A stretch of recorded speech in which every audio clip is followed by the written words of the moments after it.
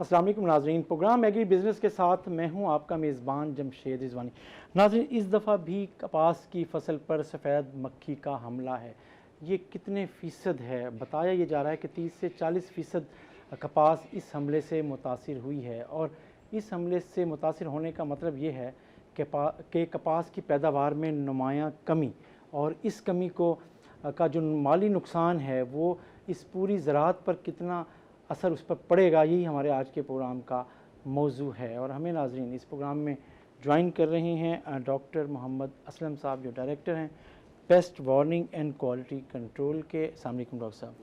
Colonel बाकिर एहसन साहब हैं जी, retired colonel बाकिर एहसन साहब, काश्तकार हैं, कपास के काश्तकार हैं और काफ़ी अरसे से कपास की काश्तकारी से वाबस्ता हैं। और हमारे साथ आसिफ मजीद साहब हैं, जो ज़राई माहिर हैं, और ज़ाहिर है जब हम कपास की बात करते हैं तो पेस्टिसाइड की बात होती है, तो उसमें यकीनन उनकी एक एक्सपर्टीज़ हैं इस पे, और हम उन पे बात करेंगे। लेकिन सबसे पहले डॉक्टर असलम साहब, आप क्या देख रहे हैं? हम जो बात कर रहे हैं कि 30 से 40% रकबा इस दफ़ा भी मुतासिर हुआ है पिछले सालों की तरह, आप क्या समझते हैं कि जो हदफ है वो कितना मुतासिर हो सकता है आपके ख़्याल में? ये क्या है? आप इस हमले को, आपकी रिपोर्टिंग क्या कहती है? हमारी रिपोर्टिंग के मुताबिक हम पेस्ट स्काउटिंग करते हैं। हम तकरीबन हर हफ्ते को 3000 फार्मर को टच करते हैं, हमारी टीमें जो हैं। तो इसमें से हमने देखा है कि वाइट फ्लाई का जो अटैक है वो बढ़ा है। मिली बग बारिशों के बाद वो थोड़ी फैली है, और आइंदा आने वाले दिनों में पिंक बोलवर्म का ख़तरा भी है। इस हवाले से अटैक तो है, वाइट फ्लाई का नुकसान तो हुआ है। किस किस इलाके में है, और कितने जो है रकबे पे आप समझते हैं जो कपास काश्त है उस पे हमला है इस वक्त तक? आपकी रिपोर्टिंग क्या है पिछले एक महीने में? अटैक वाले डिस्ट्रिक्ट हैं वो है बिहाड़ी, खानेवाल, मुल्तान और Lodhran. Bahawalpur division comparatively safe है, डीजी खान डिवीज़न भी सेफ़ है। ये मुल्तान डिवीज़न में ज़्यादा हुआ है। सबसे साहिवाल डिवीज़न क्योंकि गेती थी, वहाँ तकरीबन क्रॉप मैच्योर हो चुकी है, वहाँ उनने पिकिंग भी कर ली है। मुल्तान डिवीज़न में ज़्यादा प्रॉब्लम बना है। इसकी खास वजह कि मुल्तान डिवीज़न का कोई मौसम है, या महकमा ज़राअत की तरफ से कोई इशू है, या आप समझते हैं काश्तकारों की तरफ से कोई इशू है? क्या मतलब, क्या आपसे मुल्तान डिवीज़न की वजह क्या, यहाँ का माहौल ऐसा? ये अब मल्टी क्रॉपिंग एरिया बन चुका है। दूसरी क्रॉप्स भी इसमें है, राइस काफ़ी ज़्यादा है, मेज़ काफ़ी ज़्यादा है, ह्यूमिडिटी बढ़ी है इसमें। तो जब टेम्परेचर और ह्यूमिडिटी मिल जाते हैं तो फिर ये अटैक ज़्यादा होता है। अच्छा, इसी वजह से ऐसा हुआ जी। कर्नल साहब, आप क्या समझते हैं? आप ख़ुद इसके मुतासिर भी हैं, और लेकिन आपका लगता है इससे काफ़ी अटैचमेंट है, और आप मुसलसल अभी तक तो कपास काश्त कर रहे हैं। आप समझते हैं कि इस दफ़ा भी अगर ये सूरत हाल रहती है तो कपास के काश्तकार को कितना नुकसान हो सकता है? बिस्मिल्लाहिर्रहमानिर्रहीम, बहुत शुक्रिया। पिछले 3-4 साल से जब से ये बीटी कॉटन की हर जगह सोइंग हो रही है, और जैसे मल्टी क्रॉपिंग का जिक्र आता है, वो तो हमारा एक कल्चर है जब से पाकिस्तान बना है। मल्टी क्रॉपिंग तो है, कोई हमारे इतने बड़े तो एरियाज़ नहीं हैं जो हज़ारों लाखों मीलों में फैले हुए हों।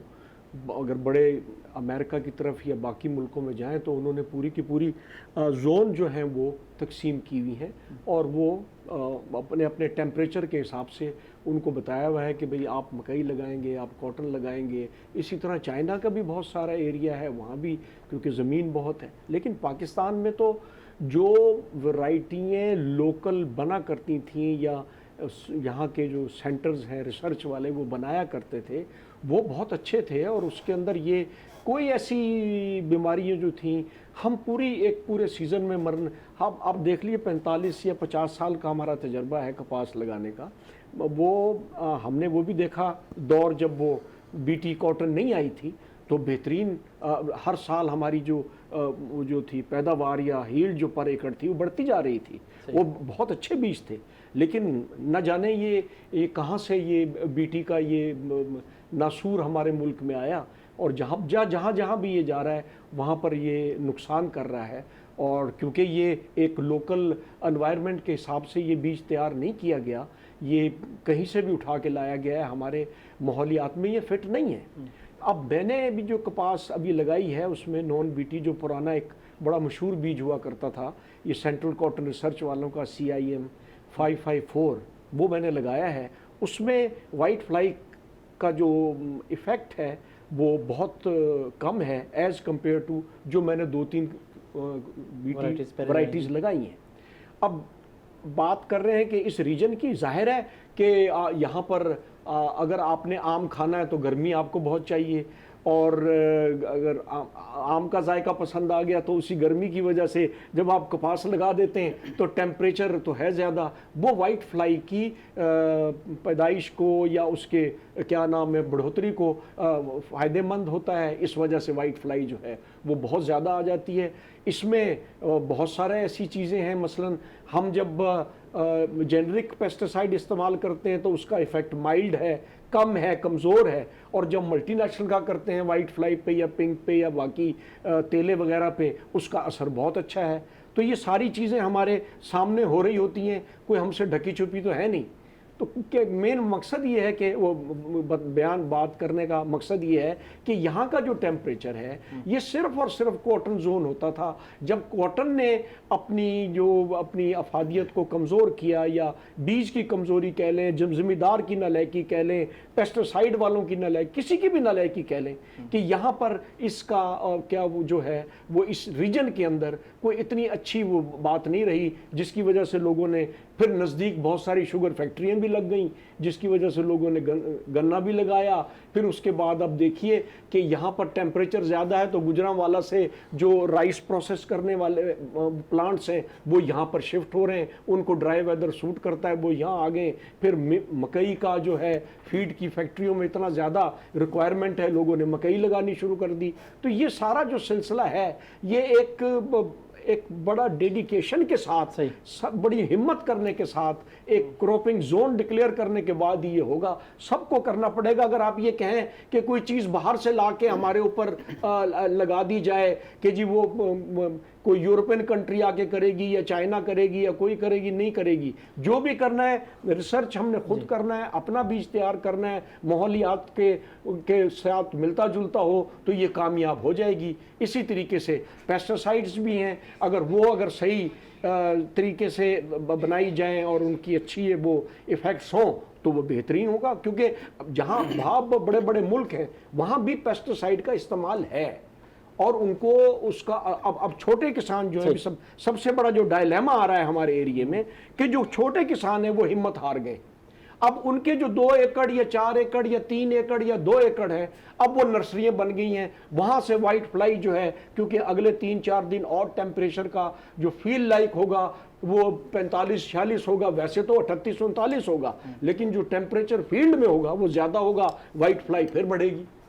आपने एक बात तो अपनी उसमें गुफ्तगू में तस्लीम कर ली। डॉक्टर साहब बात करते कि मल्टी क्रॉपिंग इशू है, आपने खुद कहा मैं बिल्कुल क्रॉप जोनिंग करनी पड़ेगी। आपने पहले तो ये कहा ना कि नहीं, पहले भी मल्टी क्रॉपिंग, मैंने तो अपना नुकसान किसी ना किसी तरीके से पूरा करना है जी। मैं इसलिए शिफ्ट हो रहा हूं कि मैं कहाँ 250 एकड़ लगाता था, फिर 225 एकड़ आ गई, फिर 200 आ गई, फिर 250, फिर 150, अब 105 पे रुका हुआ हूं मैं। इसी वजह से, इसी इदारे से, इरादे से कि अल्लाह ताला शायद इसमें हमारी मदद कर दे, जो हमारे नुकसान हैं वो पिछले पूरे हो जाएं। हम तो लगाते रहेंगे, हिम्मत नहीं हारेंगे। जी आसिम जी साहब, आप क्या समझते हैं कि जो डॉक्टर असलम साहब ने बात की या कर्नल साहब ने बात की कि ज़्यादातर आप क्या समझते हैं कि रीज़न सफ़ेद मक्खी को कंट्रोल ना किए जाने की आपकी नज़र में सबसे बड़ी वजह क्या है? शुक्रिया जी, और सब बहुत शुक्रिया आपका। देखें, फार्मर की पैदावार नहीं होगी, ये नहीं होगी, वो तो कहेगा कि सब कुछ मतलब एक वो चीज़ें बिल्कुल कहा।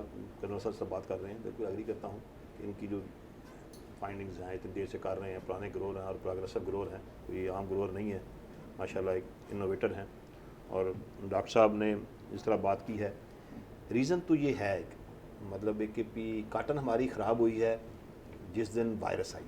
अदरवाइज़ मैं कहता हूँ दुनिया में हम one of the best cotton growing country था। वायरस के बाद हमारा टोटल सिनेरियो तब्दील हो गया।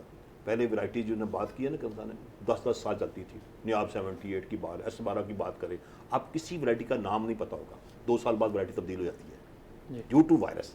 कि पिछले तकरीबन 15-20 साल से कोई ऐसी स्टेबल वैरायटी नहीं है, क्योंकि जो वैरायटी स्टेबल होती है, खासकर बात कर रहा हूँ मुल्तान डिवीज़न की, मुल्तान, साहिवाल और ये फैसलाबाद डिवीज़न, ये 3 डिवीज़न जो बहुत ज़्यादा मतलब KP ख़राब हुए हैं ना, वो 3 जगह हुए हैं। फिर मैं अभी भी KP, अभी आज भी मैं कल गया था रोड में, कोई वायरस नहीं है, बड़ी ज़बरदस्त कॉटन है, लग रहा है कि जिस तरह होती थी ना मतलब कि 80s में या 90s में अर्ली में उस तरह की कॉटन थी। और अदर देखें अगर सिंध में या मतलब कि बहुत अच्छी कॉटन है, अपना बलूचिस्तान गया, रखनी गया हूँ, कॉटन लगता था कि जिस तरह कॉटन का एरिया यही है कि मतलब कि ज़बरदस्त कॉटन थी। मैं कल मरोट की कल की बात कर रहा हूँ, तो मैं कहता हूँ कि इतनी ज़बरदस्त कॉटन है कि जो हम मतलब 20 साल पहले देखा करते थे उस तरह की कॉटन थी। अब हमारी जो कॉटन है कि हमारी तकरीबन डॉक्टर साहब कितनी 10-15 लगती होगी अर्ली कॉटन, कितनी होगी जी जो अप्रैल में लगती है? वो 3-4 लाख एकड़ बन 3-4 लाख, तो उसने ही सारा नुकसान करती है। वो हम वो लगाते हैं अर्ली, लेट होती नहीं है, अर्ली लगती है 3-4 लाख एकड़ टोटल। मतलब है कि मुल्तान डिवीजन की बात कर रहे हैं कि मुल्तान लीजिए खान टोटल की बात कर रहे हैं? पूरे कॉटन जोन में, कॉटन जोन की बात कर रहा हूँ। ये 4 लाख एकड़ जो है ना जी, वो जिस तरह डॉक्टर साहब ने पहले कि नर्सरी होती है छोटा फार्मर की, ये भी एक है कि जो लगती है ना मार्च और अप्रैल में। ये एक कॉटन थी हमारे यहाँ, हमें याद है जब हम इस 80s में आए हैं ना सेक्टर में, तो अब जुलाई के पहले हफ्ते भी कॉटन लगा करती थी, जुलाई के पहले हफ्ते में भी कॉटन लगती थी। अब कॉटन है, जिम्मेदार चाहता है जितनी अर्ली कर लें वो ठीक है। इस वक्त भी, इस साल भी जो गेती है वो ज़बरदस्त है, लोग 40-50 मन लिए बैठे हैं। अच्छा, जो गेती काश्त है ना मार्च वाली अप्रैल वाली, बड़े खुश हैं, बड़े मतलब लोग खुश हैं। लेकिन जो नॉर्मल है जो 80% लगती है, ये 90% लगती है, उसका सारा मसला उसका है। जब तक वो अच्छी नहीं होगी तो कॉटन हो नहीं सकती। सही जो हमारी 15 मई से लेके 15 जून वाली कॉटन है, जिस दिन ये लगेगी कॉटन उस दिन होगी। सही। जिस दिन वो कॉटन आएगी 25 मन, फिर हम सभी कॉटन कामयाब है। और उसमें जो मतलब है कि ये मैं तो समझता हूँ कि बर्निंग मतलब एक जो वायरस ने चेंज किया सिनेरियो, और आज वैरायटी हैं। अब 7, मैंने उस दिन बात की थी आपके साथ, तकरीबन मुल्तान डिवीज़न की बात कर लूँ या साहिवाल या मतलब इधर तकरीबन 17 से 50% बीज जो है ना पता ही नहीं कौन सा लगा हुआ है, अप्रूव वैरायटी है ही नहीं। अप्रूव वैरायटी लगती है सिंध में या मतलब है कि उधर अपना बहावलपुर डिस्ट्रिक्ट में, बाकी कहीं लगती नहीं है। इधर मुल्तान डिवीज़न में या बात कर लें तो मतलब है कि सारा नॉन अप्रूव वैरायटी है, पता ही नहीं नाम कौन सा है, 500 नाम होगा वैरायटियाँ फिर रही हैं।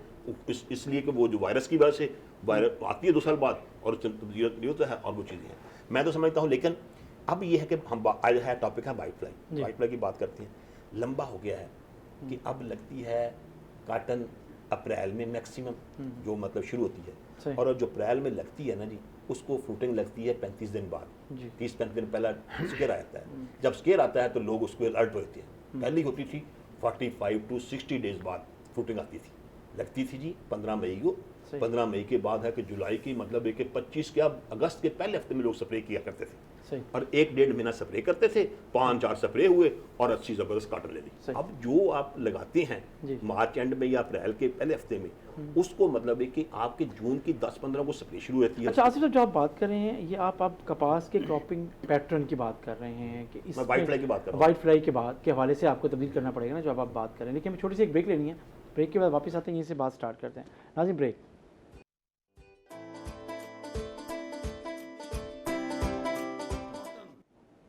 वेलकम बैक नाज़रीन, हम बात कर रहे हैं कपास पर सफ़ेद मक्खी के हमले की और इस वक्त उसका सूरत हाल है क्या। ब्रेक पे जाने से पहले आसिफ मुझे साहब आप बात कर रहे थे कि क्या चीज़ है जो इसको अट्रैक्ट करती है कपास। अभी जो है ना जी मतलब एक जो लेट होती है ना, वो होती है सकुलेंस ज़्यादा होती है जो हमारी कर लगती है ना। अब काटन हमारी 15 मई के बाद लगती नहीं है। मैं 95% काटन जो है ना 15 मई तक लग जाती है हमारी 95%, 5-7% होगी जो बाद में लगती होगी। अब वो सारी अर्ली की कोशिश करते हैं ज़मींदार के मैं वीट हार्वेस्ट करूं और एज अर्ली एज पॉसिबल मैं अपना काटन काश कर लूँ। कि लेट होती है, वायरस आती है और वो मतलब एक पेस्ट मैनेजमेंट बड़ी मुश्किल हो गई है। जिस तरह बात की है कि उसमें मतलब एक वेराइटीज़ का तब्दील होना, पीरियड को शार्ट करना, ये 2 एक सोल्यूशन है पेस्ट मैनेजमेंट के या मतलब यील्ड बढ़ाने की, और कोई तरीकाकार नहीं है। वो वेराइटीज़ रोल सीड का है, मैंने बड़ी दफ़ा बात की है। जब तक सीड का सिस्टम ठीक नहीं होगा या वैरायटी जो भी हैं ये हो नहीं होगी तो वो है। लेकिन टेक्नोलॉजी का रोल है। दुनिया में पेस्टिसाइड अब इस्तेमाल बहुत कम होता जा रहा है। यूरोप में बैन है, ऑस्ट्रेलिया में 15-20 स्प्रे होते थे काटन पे, अब 3-4 स्प्रे से ऊपर होते नहीं हैं। जो टेक्नोलॉजी आ गई, जो हम कर्नल साहब बात कर रहे हैं टेक्नोलॉजी, लेकिन टेक्नोलॉजी का सही इस्तेमाल जो वो इम्पोर्टेंट है। वैरायटी का और टेक्नोलॉजी का आपस में कोई लिंक नहीं है। वैरायटी सेपरेट इशू है और टेक्नोलॉजी सेपरेट इशू है। जो बीटी है वो टेक्नोलॉजी है, उसका वैरायटी से कोई लिंक नहीं है। वैरायटी कोई भी हो, टेक्नोलॉजी हमें आनी चाहिए, वो आई नहीं प्रॉपर वे में। दुनिया में पेस्टिसाइड का इस्तेमाल, नई पेस्टिसाइड बहुत कम होती जा रही है, क्योंकि जो एनवायरनमेंट का पोल्यूशन का सिस्टम है उसमें स्टडी बड़ी एडवांस हो गई है। जो एक प्रोडक्ट निकलती थी पहले 1 बिलियन में, वो आती है 5 बिलियन में। लोग उस तरफ मिनिमम जा रहे हैं। जितनी भी पेस्टिसाइड कंपनी सारी सीड पे शिफ्ट हो गई, कोई पेस्टिसाइड का बिजनेस नहीं कर रहे, अब सारे सीड का बिजनेस करती हैं। अब हमें अपना पीरियड शार्ट करना होगा। वाइट फ्लाई में जितने प्रोडक्ट हैं, 3 बड़े प्रोडक्ट हैं इस वक्त ना जी, सबसे जो इफेक्टिव है मैं कहता हूँ कि मतलब एक फ्लूनिकामिड है, स्पाइरोटेट्रामेट है या पायरिप्रोक्सिविन है। चलो एक और भी होगा, नया प्रोडक्ट आया पायरिफ्लूकोनाजोल, एक नया प्रोडक्ट भी आया। 3-4 प्रोडक्ट कर लें। ये अब 3-4 प्रोडक्ट हैं जो इफेक्टिव है। इससे अलावा तो प्रोडक्ट ही कोई नहीं है हमारे पास वाइट फ्लाई का। वो मल्टीनेशनल की बात कर लें या नेशनल की बात कर लें हम, कि मतलब एक वो 4 प्रोडक्ट हैं। अब उन 4 प्रोडक्ट में भी वो इफेक्टिवनेस नहीं है। किसी का भी ले लें, वो मल्टीनेशनल की बात कर रहा हूँ मैं, किसी की बात, हम तो नेशनल की बात ही नहीं कर रहे हैं। कल कहते हैं कि ये तो है ही नहीं। मैं कहता हूँ कि मल्टीनेशनल की बात कर लें, कि मल्टीनेशनल के 3 प्रोडक्ट हैं। स्पाइरोटेट्रामेट मल्टीनेशनल के पास भी है, फ्लूनिकामिड भी है और पायरिफ्लूकोनाजोल भी, मतलब 3 प्रोडक्ट। डायफेंथोरान भी कर लें। चलो डायफेंथोरान चलो मतलब कर लें आप, ठीक है। मैं कहता हूँ कि नहीं है, डॉक्टर साहब कहते हैं इफेक्टिव, तो मैं कहता कर लें। मतलब एक मैं कहता हूँ कि 3 जो प्रोडक्ट। लेकिन अब वाइट फ्लाई मैनेज नहीं हो रहे किसी से भी।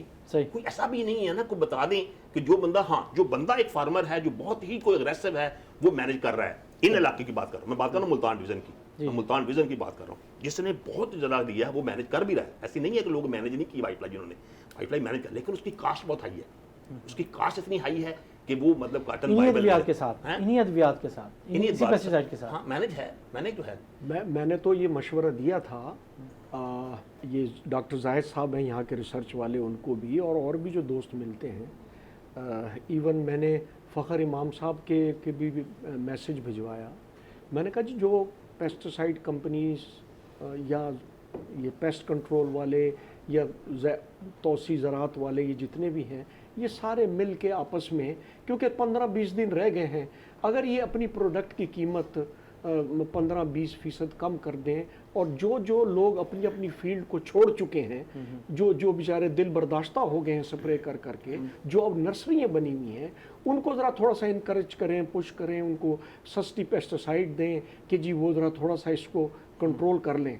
और तो ये फिर थोड़ा सा बहुत हद तक हम अगले 15-20-25 दिन में काबू पा लेंगे। और इसमें मैं मिनिमम मैं अपना एक रफ अंदाज़ा बता रहा हूँ कि जो बेचारे कुछ भी नहीं लेंगे ना 2-3 मन, वो भी 7-8-10 मन ले लेंगे।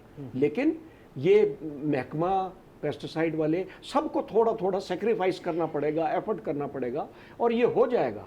और निगलेक्ट पॉइंट आउट करें कि भाई तुम ये क्या कर रहे हो, तुमने कपास लगाई है, तुम कुछ भी नहीं कर रहे हो, फलाने से दवाई लो, तुम आज ही आधी कीमत अभी दे दो, आधी बाद में देना, कोई बॉन्ड, कोई तरीकाकार हो। इसका सोल्यूशन कहीं बाहर से नहीं आएगा, हमने आपस में सिंसियरिटी से को ढूंढना होगा तो हो जाएगा। अगर नहीं ढूंढेंगे तो ये नहीं होगा। अगर ऐसे ही छोड़ देंगे वो तो पड़ी रहे, वो बड़े किसानों को वो खाती रहेगी वाइट फ्लाई। और दूसरी बात यह है कि एप्टमा ने प्रॉमिस किया था किसी एक ट्रीटी के तहत कि जी ये जो सेंट्रल कॉटन रिसर्च वाले हैं, इनको उन्होंने कोई पैसे देने थे कि जी ये कोई अच्छी वैरायटी लोकल एनवायरनमेंट के साथ तैयार करें। मैं अखबार में पढ़ रहा था, लिखा था कि जी 2 अरब रुपया एप्टमा ने कॉटन रिसर्च के लिए देना था, उसमें से 1 पैसा भी नहीं दिया। अब पूरे पाकिस्तान में आप देख लीजिए कि इस वक्त हमारी तमाम जो टेक्सटाइल की यूनिट्स हैं, दे आर ओवर बुक्ड। लेकिन बात यह है कि वही वाली नियत वाली बात है। अगर आप ये कहें कि यार हमने अपने मुल्क को अपने पैरों पे खड़ा करना है तो हो जाएगा। अगर कोई ये कहो कि जी इसके लिए कोई बाहर से सोल्यूशन आएगा, नहीं आएगा। तो इसी तरह हम एक दूसरे की वो करते रहेंगे, नुकसान करते रहेंगे। लेकिन हमारा मुल्क तो हमारा है, अल्लाह करे सबके दिल में दर्द पैदा हो जाए और हम इसका कोई सोल्यूशन निकाल लें। कोई मुश्किल नहीं है, निकल सकता है। डॉक्टर साहब वाकई कोई सोल्यूशन निकल सकता है, जैसे आसिम मजीद साहब बात कर रहे हैं, कर्नल रायड बाकिर साहब बात कर रहे हैं, आप समझते हैं कि बिल्कुल ऐसा है? आपकी राय क्या है इसमें? मैं कर्नल अकर साहब के जो सजेशन है उससे एग्री करता हूँ सर। तो हम ऑलरेडी डिपार्टमेंट कॉन्शियस है बड़ा, तो ऑलरेडी हम इस पे काम कर रहे हैं। नए सेक्रेटरी साहब साकिब अतील साहब ने मुझे हुक्म दिया था कि इस तरह की जो हम कोशिश करें कि प्राइस कम करके, ज़रूरत बड़ी है कि जो जहाँ पे अटैक ज़्यादा है, जैसे कर्नल साहब ने फरमाया कि ये हैचरीज बन रही हैं, उनको फार्मर को इंगेज रखना बड़ा ज़रूरी है। अदरवाइज़ वो वाइट फ्लाई जिन लोगों ने बड़ी मेहनत से बड़ी खर्चा करके फसल बचाई है, वो भी नहीं बचेगी, सही, वो उधर शिफ्ट हो जाएगी। तो मैंने पीसीपीए से बात की है, क्रॉप लाइफ से बात की है, तो हमारी मीटिंग है ट्यूसडे को। सही। ये एग्री हुए हैं कि हम इसमें जो आप कहेंगे हम रिड्यूस करेंगे प्राइस, उससे फार्मर को अगर लेस कीमत पे मिलेगी ये आज से प्रोडक्ट तो मैंने वो 3 ज़रूर हफ्ते पहले ये कहा था। वो ज़रूर इस पे ना वो करेगा स्प्रे, तो ज़ाहिर है उसका आपकी कंट्रोल है। रिकमेंडेशन भी यही है अपने ऑफिशियल्स को? जी बिल्कुल, कि, सेक्रेटरी साहब इससे बिल्कुल वो एग्री हैं, उन्होंने मुझे हुक्म दिया है कि इस पे करना है हमने काम, पेड वर्क कर रहे पीसीपीए हैं। की आपने बात की है, तो मैं आसिम ये सब आप समझते हैं कि वाकई कोई तजवीज़ ऐसी आई है कि वो ये कह रहे हैं कि पीसीपीए और शाहद साहब से बात हुई और थी। लाइफ साइंसेज और ये मिलके वो करें? रौशान ने बताया था। नहीं देखें, आज हो गई है 18 सितंबर, मतलब 10 मैक्सिमम स्प्रे चलता ना, कोई बड़े अच्छे जो प्रोग्रेसिव ग्रो हैं वो करते हैं पहले 1 अक्टूबर, अदरवाइज 25 सितंबर के बाद वो स्प्रे आम हमारे जो यहाँ पर मौजूद है ना, पिछली जो स्टी बात कर रहा हूँ मैं, कभी करता ही कोई नहीं है। दिन अब स्प्रे मतलब अभी भी कई लोग हार के ना अपना मतलब एक फारग हो चुके हैं। जो अभी भी स्प्रे मेरे ख्याल में अगर अगस्त में या सितंबर के पहले हफ्ते में स्प्रे था ना 90% या 100%, अब वो मतलब एक 30% भी लोग नहीं है इस तरह का। ये मैं कहता हूँ कि दो चीज़ें थी इस वक्त। गवर्नमेंट ने 6 अरब रुपया रखा सब्सिडी के लिए वाइट फ्लाई पाउडर के लिए, लेकिन वो लेट हुआ बहुत। बड़ी बहरहाल मैं कहता हूँ फ़खर इमाम साहब ने बड़ी ही कोशिश की और पंजाब गवर्नमेंट ने भी बड़ी एफर्ट्स की, लेकिन होते होते सिस्टम है गवर्नमेंट का, उसमें होते होते बहुत लेट हो गया। अब भी प्रोडक्ट कि वो दे रहे हैं 300 रुपया, लेकिन वो हमने टोकन दे रहे हैं, कूपन डाल दिए हैं लोगों ने, वो मतलब उसमें रख के अवेलेबल है इस वक्त प्रोडक्ट जो है ना जी मार्केट में कि वो करें दें। लेकिन बात है कि ये प्रोडक्ट की कीमतें हैं तकरीबन 2000, 1500 मतलब ये महंगे जो 3-4 प्रोडक्ट की बात की है मैंने, मतलब AKP, मैंने फ्लूनिकामिड की बात की है, मैंने स्पेराटेट्रामेड की बात की है, मैंने पाइरिफ्लूक्लोनाज़ोलिन की बात की है। ये सारे प्रोडक्ट हैं तकरीबन 1000-1200 लेके मतलब एक 1500-1600 रुपये का स्प्रे बनता है, एक 2-2000 का भी। अगर कोई बाकी मिलाएंगे, पिंक के लिए दवाई मिलाएंगे तो 2000 से नीचे स्प्रे नहीं बनता है। उस पर गवर्नमेंट 300 रुपया कंट्रीब्यूट कर रही है। अभी प्राइवेट सेक्टर अगर यही बात होती, अब है नहीं, हमारे पास अब सेल ही नहीं है। जो डीलर के पास प्रोडक्ट गया पड़ा है ना जी, वो गया पड़ा है, डीलर के पास चला गया हुआ है, उससे वापसी आनी है, अभी जाना कोई नहीं है। आजकल सेल का मतलब है कि वाइट फ्लाई के प्रोडक्ट की सेल भी मतलब है कि 1% भी नहीं है, बहुत ही जो मतलब को है कोई, अदरवाइज जो पहले आप ये कह रहे हैं कि टाइम गुजर गया टाइम का। अब इसमें ये हो सकता है ना, देखें मैं ये कहता हूँ कि जिस तरह कलर साहब ने बात की है ना, हमें अपने मॉडल फार्म बनाने चाहिए, कंपनियों को मिलके गवर्नमेंट करे और ये मिलके बनाए, मॉडल रोल प्ले करें कि जी मेरा ये है, पता चले कौन क्या कर रहा है, कुछ सिस्टम तो होना जी। मैं कहता हूँ कि जी मेरे प्रोडक्ट बहुत अच्छे हैं, जिस तरह जेनेरिक कहते हैं जेनेरिक ठीक नहीं है, मल्टीनेशनल ठीक है, तो समझ कंपनी बनाए ना अपने मॉडल। हाँ, मॉडल कंपनी है गवर्नमेंट के मिलके साथ ना, गवर्नमेंट भी बनाए और वो करे। गवर्नमेंट कहती है कि जाट साहब कहते हैं कि ये प्रोडक्ट मेरा वन है, इसका वो ट्रायल करें, मैं अपना करता हूँ, बाकी लोग करें।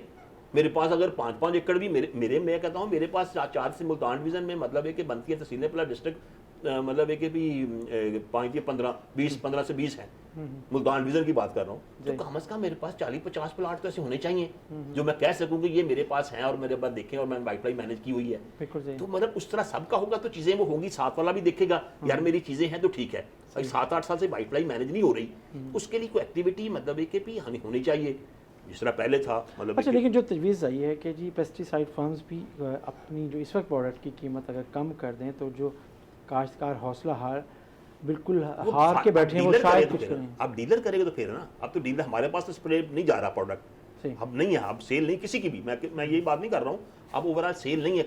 अब जो डीलर के पास प्रोडक्ट पड़ा हुआ है वो करेगा ना। सही। अब मेरी सेल है जी, मैं अभी सेल किए बैठा हूँ, एक डीलर ने मुझसे प्रोडक्ट ले लिया 10 लाख का लिए बैठा है पहले का, या तो अब वो अगर मैं करूंगा रहा तो अब मुझे कितना पड़ा, उसके बाद पड़ा कितना, वो सारे मांगना शुरू कर देगा।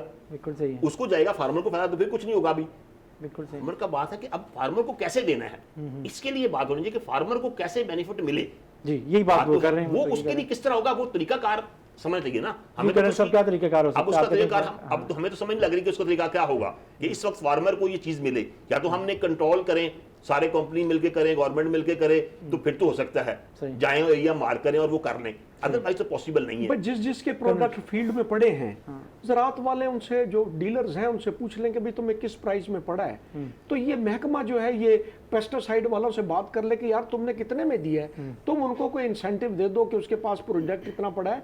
सर 1 या 2 दिन में लोधरा के अंदर इतना स्टाफ है कि वो पूरी गिनती करके ले आएगा कि किसके पास कितना प्रोडक्ट पड़ा, अगर करना चाहें तो। अगर नहीं करना चाहेंगे तो एक दूसरे को हम सारे ब्लैकमेल, वो तो हमारी ज़हनियत या तबीयत या फितरत तो हमारी है ही इसी तरह की कि हमने तो ये काम करना ही, वो टेढ़े तरीके से सीधे तरीके से तो करना नहीं है। जी डॉक्टर साहब, आप क्या समझते हैं, आप राय कैसे हो कि कम वक्त है? नहीं, पहले करना सब मैं मॉडल बता देना। हाँ, कि मॉडल मैं क्या करूं, वो उसके लिए ये बात मैंने जनरल तो की कहा है ना कि ज़राअत वाले जितने भी हैं जो जो क्वालिटी क्या करें? कंट्रोल करते हैं, वो जाके देख लें कि भी तुम्हारे पास स्टॉक क्या है। वो 1 मिनट में उनके सबके, एवरीबडी मेंटेन्स द लेजर। सबको पता होता है कि आज मेरे पास फलानी पेस्टिसाइड पड़ी है, ये पड़ी है। अगर उसके पास लेजर या स्टॉक नहीं है तो वो सिस्टम क्या बनाए फिर बताएं, कैसे कैसे? सरकारी महकमा करेगा, ये सरकारी महकमा राब्ता करेगा पेस्टिसाइड वाले से। ठीक है, तो फिर वो मैकेनिज्म एक शॉर्टली 2-3 दिन में बन सकता है। क्योंकि अभी मेरे हिसाब से जो अभी हालात चल रहे हैं, ये जो पीरियड अगर थोड़ा सा टेम्परेचर बढ़ता है तो आई थिंक ये जो फुल गुड्डी जो है ये 10 अक्टूबर तक भी एक्सटेंड हो सकती है। सही। अगर ये भी 20 दिन के अंदर, कोई ना कोई 23 दिन के अंदर जो भी फुल गुड्डी बन जाएगी वो कुछ ना कुछ देगी। इसीलिए मैं कह रहा था कि छोटे किसानों को अगर अभी इनकरेज करें तो वो 4, 5, 6, 7 मन तक उठा सकते हैं, क्योंकि उन्होंने कुछ तो किया हुआ है ना, खादे वादे डाली हुई है, कुछ स्प्रे भी किए हैं, लेकिन उसको कंट्रोल किया जा सकता है। लेकिन और साथ ये भी बताएं कि भाई यूरिया का इस्तेमाल कम करना है। जितना ज्यादा यूरिया का इस्तेमाल करते हैं, मैं ये नहीं है कि खुदा ना खास्ता कोई कंपनी डिस्करेज करना चाहता हूं किसानों को, सब अपनी अपनी फील्ड को देखें, लेकिन यूरिया की वजह से जब वो बहुत ज्यादा बढ़ोतरी होती है, कद खींचता है ना, तो उसके ऊपर व्हाइट फ्लाई का अटैक जरा ज्यादा आता है। तो उसको भी जरा थोड़ा सा मॉनिटर करें कितना डालना है। अगर 1 बोरी की जरूरत है तो आधी बोरी की जरूरत है, पूरी बोरी ना डालें। सही सही वो भी चीज करें, चलते जाएं। सही।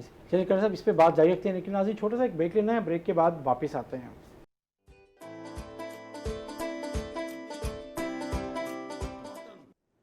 वेलकम बैक ना। बात वही है कि सफ़ेद मक्खी से का जो हमला है उससे कपास के काश्तकार कैसे बच सकते हैं।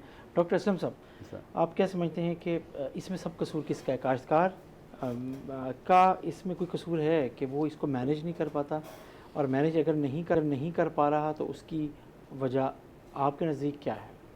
एक्चुअली सर, ये जैसे क्लाइमेट चेंज आया है तो वैराइटीज़ भी बहुत ज़्यादा, यानी कि अनरजिस्टर्ड भी है और रजिस्टर्ड भी हैं। तो फार्मर कहता है कि दवाई जैली है, इसमें कोई शक नहीं है, कोई जैली दवाइयाँ भी हैं, हमने पकड़ी भी हैं। कितने परसेंट जाली दवाई होगी? वो 2 से 3% है। अच्छा। लेकिन असल जो मसला है ज़िम्मेदार का, जहाँ पे हमारी गलती हो रही है, वो ये है कि पेस्ट की सही आइडेंटिफिकेशन नहीं। जो टारगेट पेस्ट है उसको हमने देखना है कि हमने स्प्रे कौन सी करनी है। उसके लिए पेस्ट कोटिंग की ज़रूरत होती है। पेस्ट कोटिंग महकमा तो करता है, बड़े ज़िम्मेदार वो भी खुद जो एजुकेटेड वो भी करते हैं, कि कॉमन फार्मर जो है अभी उस पर नहीं आया। पेस्ट कोटिंग जब तक ज़िम्मेदार खुद नहीं करेगा, जब तक उसको नहीं पता चलेगा कि मेरे खेत में प्रॉब्लम किसका है।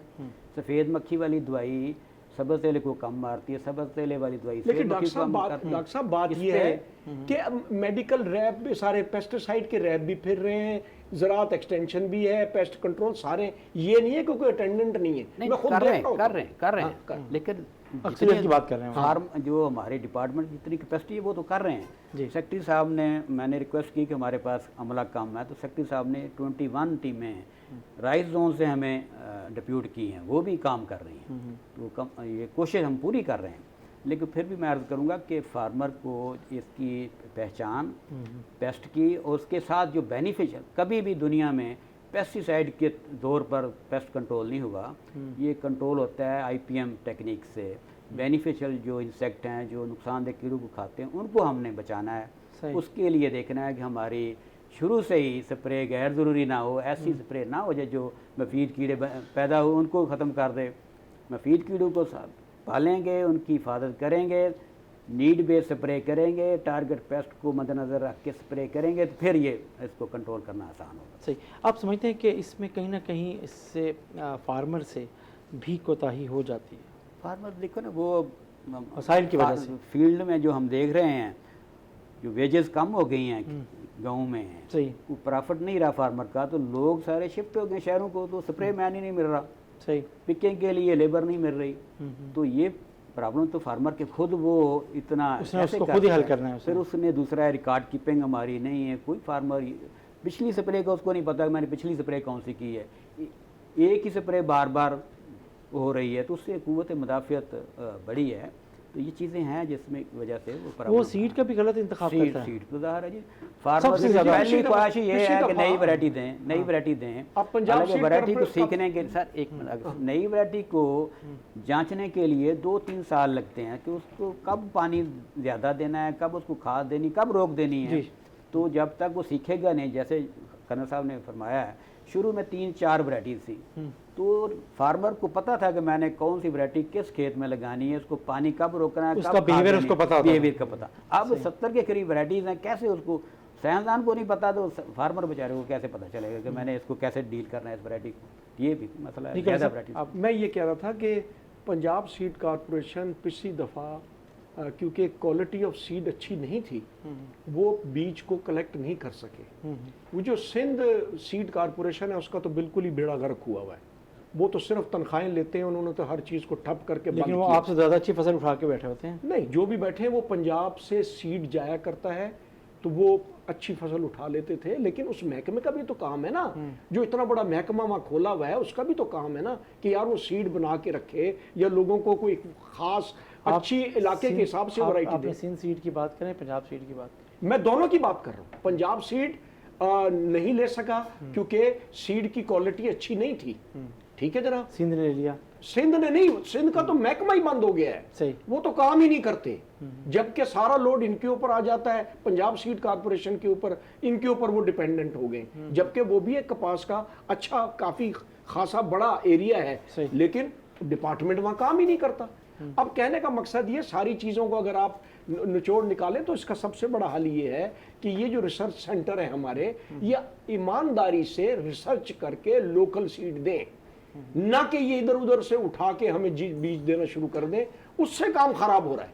अच्छा, आप बात फिर यही कर रहे हैं कि सीड सबसे अहम है। सबसे पहले सीड है। आसिफ जी से अगर वो बात- रेजिस्टेंट होगा तो हम उसके ऊपर काम, मैंने बताया ना, अभी मैंने पहले मिसाल दी है ना कि मैंने कुछ एकड़ नॉन बीटी के लगाए। मुझे इधर लोकल रिसर्च सेंटर से मुझे बीज मिला, मैंने लगाया पिछले साल, उसको वो ज्यादा हो गया, फिर मैंने ज्यादा एकड़ लगा लिए। अब मैं उसको कंपेयर कर रहा हूँ बीटी के साथ और वो पुरानी वैरायटी के साथ, तो उसमें ना तो कोई वायरस है, ना उसके ऊपर बीमारियों का इतना ज्यादा अटैक है, क्योंकि वो एनवायरमेंटल फ्री, वो फ्रेंडली सीड है। वो यहीं का रिसर्च हुआ है। ये बाहर से जो इधर उधर से बीटी सीड आए हैं, इसकी जो ना बेसिक टेक्नोलॉजी पता है, ना कोई इसकी वो क्या नाम है, बिहेवियर पता है, ना कुछ पता है, बस दिए चले जा रहे हैं लोग। कोई कुछ तरह बेच रहा है, कोई कुछ तरह बेच रहा है। फिर आगे इन्होंने इतने सारे एजेंट बनाए हुए हैं कि जी वो पहले से तारीफ शुरू कर देते हैं, ओहो माशाल्लाह क्या बीज बनाए जनाब, 1 लाख रुपए की बोरी है। वो तो बेचारा बातों में आ गया, लाख रुपए की बोरी ले गया, अब बस उसका फिर भट्ठा बैठ गया। आसिफ साहब, आप समझते हैं कि वाकई जो बीज की डेवलपमेंट है वो सबसे अहम है, आप बात करते रहते हैं, लेकिन सीड ही फैक्टर है जी। सीड मैं सबसे तो बड़ा कहता हूँ फैक्टर है कि अब जो है ना जी, देखें दुनिया की पूरी बात कर लें ना जी, एग्रीकल्चर घूमती है, आबादी बढ़ रही है, 8 बिलियन तक आबादी हो चली गई है, रकबा कम होता जा रहा है कि यूनिट पर जो है आपका प्रोडक्टिविटी नहीं बढ़ेगी तो होगी, उसमें सीड ही मेजर रोल प्ले कर रहा है इस वक्त। एनवायरनमेंट ख़राब होती जा रही है, ज़मीन ख़राब तरीन होती जा रही है, पानी कम होता जा रहा है पूरी दुनिया में। तीनों फैक्टर बड़े, तो ज़मीन है नंबर 1, क्वालिटी ज़मीन हो। हमारी क्वालिटी तो पहले बड़ी ख़राब है, ऑलरेडी ख़राब होती जा रही है कि हम ले तो बहुत कुछ नहीं है, दे कुछ नहीं रहे उसमें, डाल तो कुछ नहीं रहे, निकाल ही रहे हैं ना उसमें से। और मतलब है कि बाकी जो अपना ये फर्टिलाइज़र हैं, ये तो इससे तो मतलब कुछ नहीं फ़ायदा होना। हम गोबर की खाद डालते नहीं है, दुनिया में भी ऑर्गेनिक मैटर हाई था। अब सीड ही एक फैक्टर है और पूरी दुनिया रिसर्च, अब हम समझते हैं कि पाकिस्तान सीड में बहुत पीछे है। मैं कॉटन की बात नहीं कर रहा हूँ, हर सीड में फर्स्ट है इस वक्त। जिस तरह एग्रीकल्चर में था, सीड ही तब्दीली लाएगा। सीड कम अज कम भी हम बेहतर कर लें, सारे रिसोर्सेज सीड पे लगाने चाहिए। सीड को बेहतर कर लें तो 25% का फर्क इम्पैक्ट नजर आता है। और यही एक प्रोडक्टिविटी जिससे बढ़ेगी, जिससे लेबर महंगी होती जा रही है, कास्ट बढ़ती जा रही है। सीड फिर काटन होनी है ना, काटन उस दिन होनी है जिस दिन 4-5 स्प्रे होंगे और विंडो शार्ट होगी कि हम मई 15 से 15 जून तक की काटन लगे और हमारी सितंबर एंड तक फारग हो जाए, सितंबर एंड तक हमारी स्प्रे खत्म हो जाए। तो ये 4-5 जिस दिन ये काम होगा तो काटन होगी, अदरवाइज काटन हो नहीं सकती है। ये कौन नहीं करना चाहता ये काम? कौन नहीं? सच का काम है ना, सच के पास पैसे नहीं है, तनख्वाहों में पैसे खत्म हो जाती हैं। सच का बजट तो है नहीं हमारे पास, पैसा नहीं है। पीसीसी मतलब टाइम विंडो की बात कर रहे हैं, आप कह रहे हैं कि जी मई और जून में इसकी ज़्यादा होनी चाहिए, काश्त होनी चाहिए 15 मई से 15 ये तो स्टेप्स है ना, इसमें तो पैसे नहीं लगते, ये पैसे लगते हैं। वैरायटी है ना, रिसर्च करने के लिए आप सीड निकालना है, वायरस फ्री हो, नंबर 1 उसमें कि वायरस ना आएगा तो फिर वो कामयाब होगी ना इस पीरियड में। जब तक ये नहीं मिलता, सीड नहीं ऐसा आप डेवलप होता, आपके पास क्या रास्ता? तो अब मतलब है कि फिर है कि पेस्ट मैनेजमेंट है। अब पेस्ट मैनेजमेंट जो ये हब हो रहा है, 15-20 स्प्रे से प्रोडक्ट अगर मैं पेस्ट मैनेज भी कर लेता हूं तो मेरी पैदावार नहीं आती, तो फर्क क्या पड़ेगा? मैं इतने नंबर ऑफ स्प्रे करता हूं, स्ट्रेस जो है कॉटन का मतलब है कि जिस तरह 10 स्प्रे से कम नीचे कर नहीं रहा, खासकर मुल्तान डिवीजन की बात कर रहा हूं मैं, मुल्तान डिवीजन की बात कर रहा हूं, 10 स्प्रे से नीचे तो मुझे कोई नजर नहीं आता जिसने व्हाइट फ्लाई मैनेज की हुई है। सही है। जिसने मैनेज किया हुआ है इसमें है, उधर नहीं है। भावलपुर में अभी भी 3-4 स्प्रे से कोई मसला नहीं है, बड़ी अच्छी कॉटन है। कर्नल साहब आपने कितने स्प्रे किए हैं? सर मेरा अब देख लीजिए, मैंने 15 मई से शुरू की थी सोइंग। उस स्प्रे तो उस वक्त भी करते हैं, वी डिसाइड की ये वो कितने सब स्प्रे चीज़ें किए लगाते हैं। सर हर हफ्ते कितने गिने स्प्रे? आप- मुझे 10 बता रहा हूँ ना, स्प्रे। हर हफ्ते कोई दिन ऐसा नहीं गया जो स्प्रे, कोई हफ्ता नहीं गया जो स्प्रे नहीं की। जो डेजर्ट एरियाज के साथ साथ एरियाज हैं, मसलन ये भावन नगर, फोर्ट अब्बास की बात हो रही है, इधर आप चले गए राजनपुर, तो ये एरिया जो है ना, ये एक तो नए हैं। फिर जो सहरा से हवाएं आती हैं वो ज़रा उसमें मॉइस्चर कम होता है, और वो जूं जूं ट्रेवल करती हैं अंदर की तरफ, मुल्तान तक आती हैं, तो उसमें मॉइस्चर कंटेंट्स बहुत ज़्यादा बढ़ जाता है। और जहाँ मॉइस्चर ज़्यादा हो वो बड़ा फ्रेंडली एनवायरनमेंट्स होती है पेस्ट के लिए, फलने फूलने के लिए खूब फलती फूलती हैं। लेकिन अगर महकमे और पेस्टिसाइड कंपनी पूरे एक एरिया जोन बना लें, उनसे कह दीजिए आपने स्प्रे सोमवार और मंगल को करनी है वाइट फ्लाई की, सारे मिलके करेंगे, तो वो पूरे का पूरा एरिया, मसलन अगर 10,000 एकड़ के अंदर अगर एक दिन कर लें, वो भी एक तरीका कार है कि जी अगर मैं आज वाइट फ्लाई की कर रहा हूं, यहां से उड़ के 7 वाले के चली जाएगी, 7 वाले की उड़ के उधर चली जाएगी। तो इस तरह भी एक जोनिंग की जा सकती है। When there is a will there is a वे।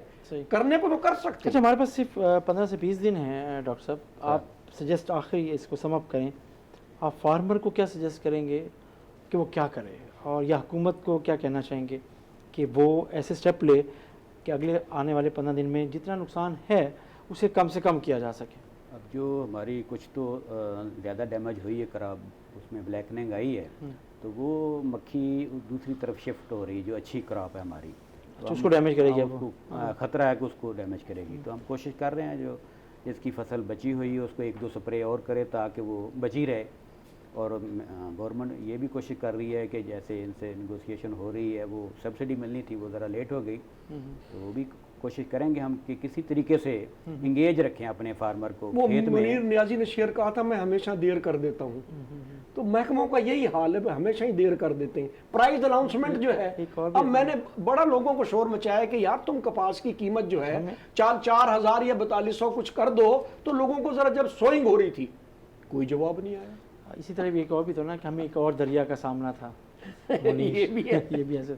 आसिफ साहब, इसको कैसे आप समझते हैं कि आखिरी 15 दिन में या 20 दिन में अगले आखिरी क्या जोर लग सकता है? फार्मर, हुकूमत, प्राइवेट सेक्टर सब क्या करें? मतलब वाइट फ्लाई के 2 से 3 स्प्रे होने चाहिए जो अच्छी अभी कॉटन फौरी है। तौर पर होने चाहिए। वो होंगे 5 से 6 दिन बाद, जहाँ प्रॉब्लम ज़्यादा है। अगर नहीं है तो कम है, नॉर्मल ट्रैक है, तो फिर वहाँ पर 6-7 दिन भी हो सकते हैं। अदरवाइज ये 4-5 दिन के वक्त से 2-3 स्प्रे होंगे तो कॉटन बचेगी, अदरवाइज वाइट फ्लाई मैनेज नहीं होगी और भी जो डैमेज ज़्यादा कर देगी। मतलब ये तो प्रोडक्ट स्पेसिफिक करें, जो 3-4 हमने बात की है, मैं तो यही कहता हूँ कि और उसके लिए मतलब गवर्नमेंट की जो अब सब्सिडी आ गई है, कूपन आ गए हैं, दे दिए हैं, मार्केट में चले गए हैं, उसका भी इस्तेमाल है, उसकी अवेयरनेस ज़्यादा क्रिएट करनी चाहिए कि लोगों को राहत मिले। कम से कम 300 रुपये भी एक चलो कम है तो सही नहीं उसका, और उसको मिलने का सिस्टम आसान होना चाहिए कि ये ना हो कि उसको प्रोसेस में ही बड़ी देर लगती है, तो उसका आसान हो जाए अगर, और सिस्टम हो जाए। और बाकी गवर्नमेंट की तरह अक्सर बात करते हैं, अभी आप ये समझते हैं अगर किस तरह हो सकता है बेसिस, हमें कोई इतराज़ नहीं है, लेकिन हमें लगता नहीं है कि ये जो बात कर रहे हैं ये अभी इसका कोई फ़ायदा होगा, या इसका उल्टा हमारा नुकसान बहुत ज़्यादा होगा कि डीलर कहेगा मेरा सारा ही दें जी। वो मतलब पॉसिबल नहीं है इस तरह करना। हम डायरेक्ट फार्मर को कहते हैं तो दे देंगे हम कि डायरेक्ट फार्मर हमसे ले तो पॉसिबल है। अब मतलब थ्रू आप डीलर करेंगे पीसीपीए देने को तैयार है, डायरेक्ट फार्मर को देने को तैयार डायरेक्ट कर सकते हैं, लेकिन डीलर के थ्रू पॉसिबल नहीं है हमारे लिए ये जो सिस्टम है, ये हम कर नहीं सकते हैं इस तरह अब इस सिस्टम में। हाँ, मतलब फार्मर को डायरेक्ट होगा, डायरेक्ट फार्मर आए तो वो कहे जी इसको ये कर दें और कर लें, वो पॉसिबल हो सकता है, लेकिन डीलर के थ्रू पॉसिबल नहीं है हमारे कर्नल लिए। साहब बताएं, बताएं। उन्होंने कहा कि हम करने को तैयार हैं, लेकिन हम डायरेक्ट फार्मर को देना मैंने चाहते कहा हैं, ना दे कि सकते ये हैं। अगर महकमा थोड़ा सा Mechanism encourage क्या करेगा, होगा? पेस्ट आप- कंट्रोल हाँ। ज़राअत वाले जितने भी महकमे हैं 2-3, अगर वो किसानों को कहें कि यार पेस्टिसाइड की डायरेक्ट कंपनियों को रब्ता कर लें और पेस्टिसाइड कंपनी के जो रैप हैं वो किसानों से रब्ता कर लें या महकमे के थ्रू वहाँ जाएं, तो बहुत कुछ हो सकता है। होने को क्यों नहीं हो सकता? मैंने कहा 5 मन बढ़ सकती है अभी भी कमास, ठीक है। अगर ये आज अगले एक हफ्ते में अगर ये सारी कोऑर्डिनेशन करके ये काम कर लें, कोई मुश्किल नहीं है सर। सही से। बहुत शुक्रिया कर्नल साहब, आपने में ज्वाइन किया। बहुत शुक्रिया आसिम साहब, आपने में ज्वाइन किया। बहुत शुक्रिया डॉक्टर असलम साहब, आपने में कहा। और अब भी ये कहा जा रहा है कि 15 से 20 दिन हैं, 2 से 3 स्प्रे अगर हो सकते हैं तो इसमें जो नुकसान है फार्मर का कपास के वो कम से कम हो सकता है। लेकिन उसके लिए हुकूमत को एक बहुत ही जारहाना हिकमत अमली बनाना होगी। और अगर प्राइवेट सेक्टर से मदद लेनी है ज़रूरी अद्वियात में की कीमतों में कमी की, तो उस हवाले से भी एक काबिल अमल मैकेनिज़्म को तश्कील देना ज़रूरी है। इसके साथ ही नाज़रीन, अपने मेज़बान जमशेद रिजवानी को इजाज़त दीजिए। अल्लाह हाफ़िज़।